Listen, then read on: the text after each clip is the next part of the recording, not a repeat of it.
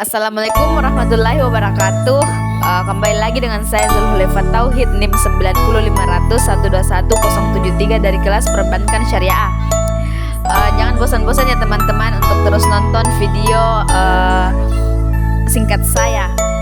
Kali ini saya akan membahas tentang pasar uang syariah. Untuk materi pertama yaitu perbedaan pasar uang dan pasar modal. Pasar uang adalah tempat di mana individu atau entitas dengan kelebihan dana bertemu dengan mereka yang membutuhkan dana dalam jangka pendek, yaitu dalam kurun waktu kurang dari 1 tahun.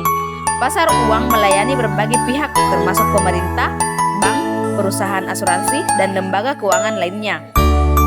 Secara teoritis, pasar modal atau capital market didefinisikan sebagai perdagangan instrumen keuangan atau sekuritas jangka panjang baik dalam bentuk modal sendiri atau stocks maupun hutang atau bonds, baik yang diterbitkan oleh pemerintah atau public authorities maupun oleh perusahaan swasta atau private sector. Dengan demikian, pasar modal merupakan konsep yang lebih sempit dari pasar keuangan atau financial market. Selanjutnya, fungsi, peserta, dan tujuan pasar uang. Fungsi pasar uang yang pertama, menjadi mekanisme alternatif, khususnya dalam konteks lembaga keuangan dan peserta lainnya yang memenuhi kebutuhan pendanaan jangka pendek dan mengalokasikan dana untuk akses likuiditas. Yang kedua, sebagai sarana pengendalian moneter, tidak langsung oleh otoritas moneter di negara pasar terbuka seperti Indonesia. Transaksi pasar terbuka Bank Indonesia dilakukan melalui pasar uang dengan menggunakan sertifikat Bank Indonesia atau SBI dan surat berharga pasar keuangan atau SPBU sebagai instrumen keuangan. Yang ketiga, dalam hal kemampuan informasi, pasar keuangan jangka pendek menyediakan perusahaan, pemerintah, individu, sektor asing, dan pelaku pasar jangka pendek lainnya dengan informasi tentang kondisi moneter, preferensi, dan perilaku dari pelaku pasar keuangan jangka pendek, dampak dan interaksi kebijakan moneter, kasus kegiatan ekonomi dalam dan luar negeri. Selanjutnya, peserta pasar uang.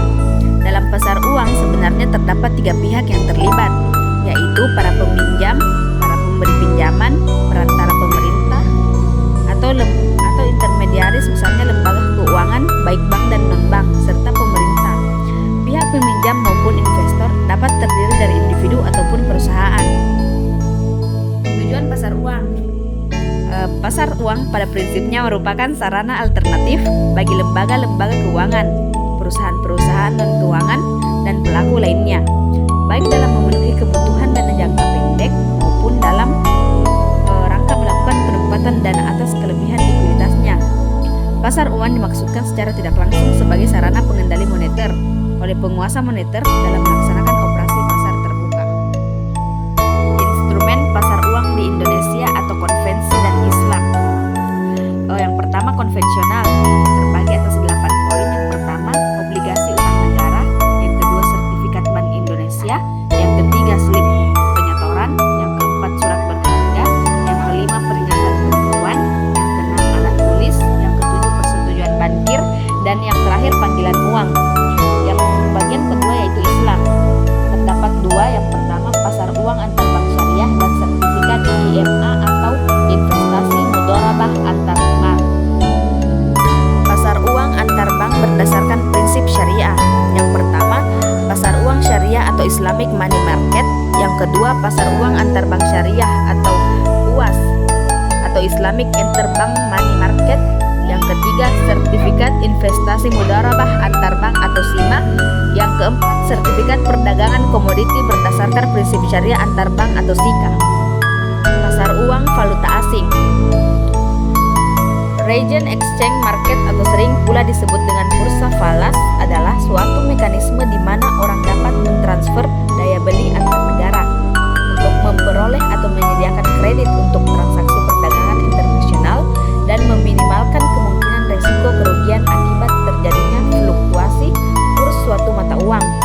Dari definisi tersebut dapat disimpulkan bahwa fungsi pasar falas adalah untuk yang pertama, transfer daya beli, penyediaan kredit, mengurangi resiko valuta asing.